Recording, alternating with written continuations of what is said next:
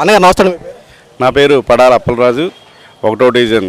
అన్నగారు, ఈ రోజున September 2 power star Pawan Kalyan గారు పుట్టినరోజు, అలాగే డిప్యూటీ సీఎం పవన్ కళ్యాణ్ గారు పుట్టినరోజు. ఈ రోజు ఎలా సెలబ్రేట్ చేస్తారు?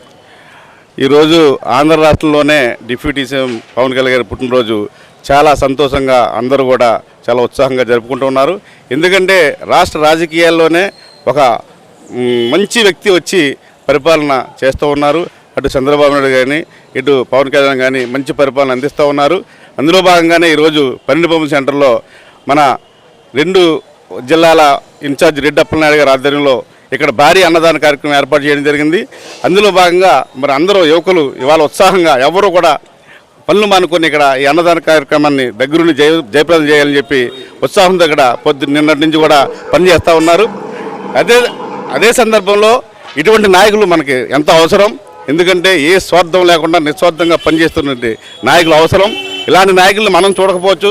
ఎప్పుడో మన పెద్దలు చెప్తూ ఉండేవారు, పవన్ కళ్యాణ్ లాంటి నాయకులు ఉండేవారని, పనిచేసేవారని. అలాంటి నాయకులు మళ్ళీ ఇప్పుడు మనకు వచ్చారు కాబట్టి ఇటువంటి నాయకులు మనం ఎప్పటికీ కావాలి.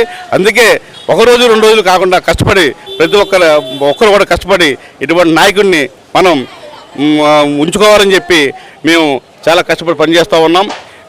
ఈ భవిష్యత్తులో కూడా ఇంకా ఇలాంటి పుట్టినరోజు ఎన్నో ఆయన ఇంకా ఘనంగా జరుపుకోవాలని చెప్పి మేము అందరం కోరుకుంటూ ఉన్నాం.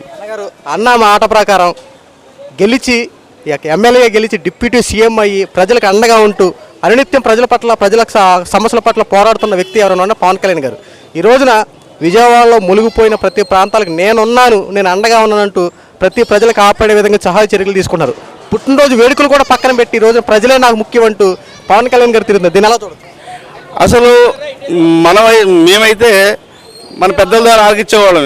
నాయకుడు అనేవాడు జనాల్లో తిరగాలి, ఆయన కుటుంబాల కోసం ఆయన పిల్లల కోసమో కాకుండా 10 మందిలో తిరగాలనే నాయకుడిని మనం వినేవాళ్ళం. కానీ ఈరోజు చూస్తూ ఉన్నాం, ఆయన అన్నీ పక్కన పెట్టి డబ్బు కానీ దేనికి కానీ ఆశించుకోకుండా ఆయన సొంత డబ్బులు ఖర్చు పెట్టి ఎన్నో కార్యక్రమాలు చేస్తూ వచ్చారు. అందుకని ఇవాళ పవర్ స్టార్ ఒక రాష్ట్ర డిప్యూటీ సీఎం అయ్యారు. ఆయన కృషి ఫలితం ఎంతో ఉంది. ఆయన అటువంటి నాయకులు మర్చిపోలేము కూడా.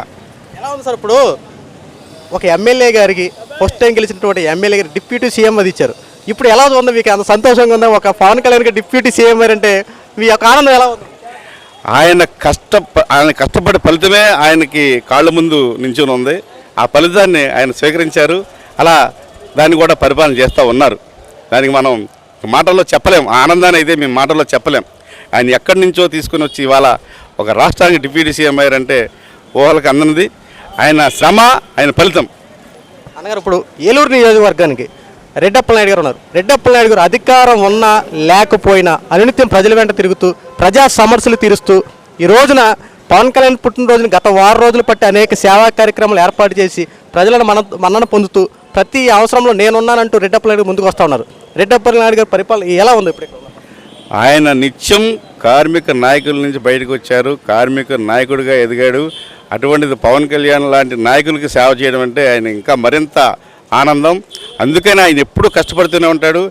కష్టపడే వాళ్ళని చూస్తే ఆయనకి మనసు ఏంటి, వీళ్ళకి ఏం చేయగలనని ఆలోచనతోనే ఉంటాడు. రెడ్డి అప్పలనాయుడు గారు అంటే ఒక శ్రమజీవి, శ్రమశక్తి. ఆయన ఒక రకంగా చెప్పాలంటే పేదలంటే ఆయన ఉంటాడు అక్కడ.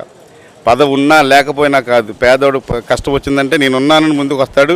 అదే కార్యక్రమంలో ఇలాంటి నాయకులకి పవన్ కళ్యాణ్ గారు చేయడం అంటే ఆయనకి మరింత ఉత్సాహంతో ఎప్పుడు చేస్తూనే ఉంటాడు. ఇటువంటి కార్యక్రమాలు రెడ్డి అప్పలనాయుడు గారు అంటే ఒక సామాన్య వ్యక్తి కాదు. ఆయన ఆలోచన విధానం చాలా ఇదిగా ఉంటాయి. ఏ రకంగా జనాల్ని బాగు చేయాలి, ఏ రకంగా అసలు పేదలు ఎక్కడున్నారు, వాళ్ళకి ఏ రకంగా పరిపాలన అందించాలని నిత్యం ఆలోచించే మనిషి రెడ్డి అప్పలనాయుడు గారు. Thank you sir.